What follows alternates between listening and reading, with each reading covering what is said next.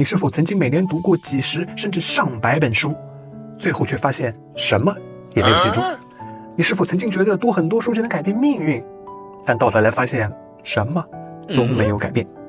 不要慌，你不是一个人，这并不能代表读书没有用，这只能说明你并没有将读过的书吃透记住，并没有将知识变成智慧应用在生活之中。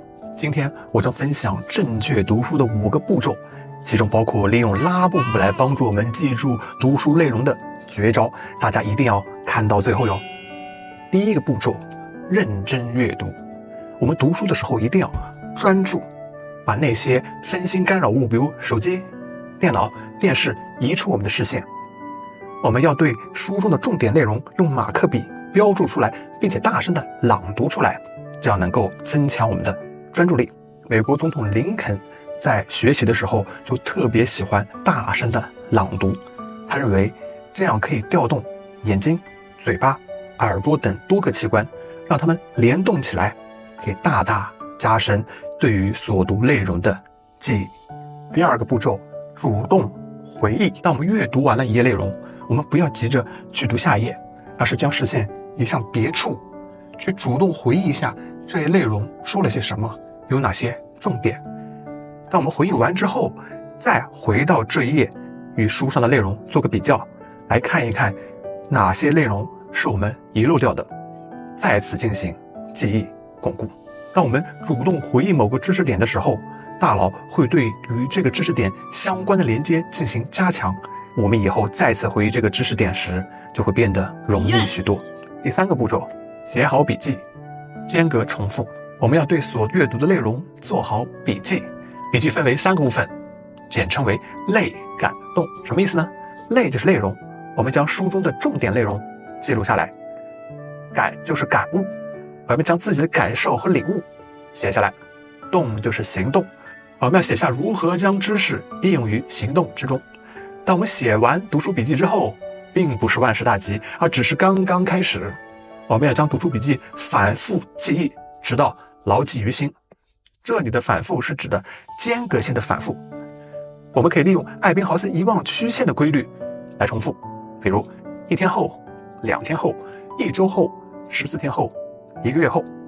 经过多轮的重复，我相信知识一定能牢牢地印在你的脑袋之中。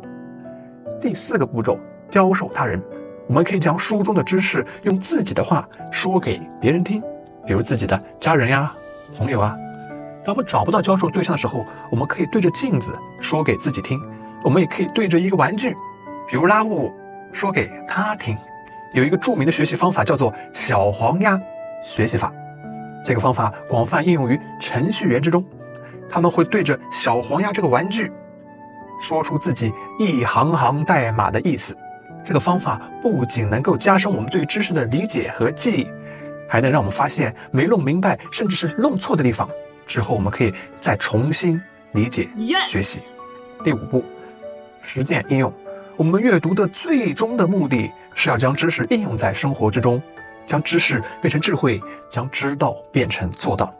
我们要利用一切的机会来应用书中的知识。比如之前我学习了一个心理学的小技巧，叫做情绪和行为是双向影响的。也就是说，当我们开心的时候，我们会微笑，而当我们微笑的时候呢，人也会变得开心。那所以每当我情绪低落的时候，我就会努力挤出微笑，这样一来，情绪自然也好了不少。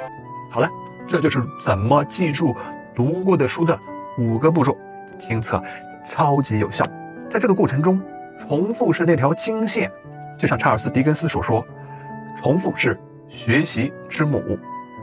我们需要不断的重复记忆，将知识牢记于心。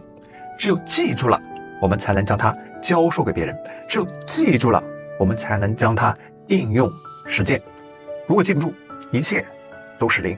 很多人都倾向于去阅读新书，获取新知识，因为人们都是喜新厌旧的。获取新知识比重复老知识有趣得多。但我个人认为，读书应该少而精。读一本书10遍，要比读10本书每本书只读1遍有效得多。因为只读1遍，基本上什么也记不住，而什么都记不住的读书，则是白白浪费时间。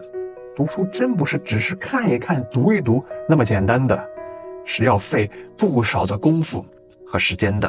只有用心的去阅读、去学习，才能真正的改变一个人。好了，这就是我今天的分享，谢谢大家。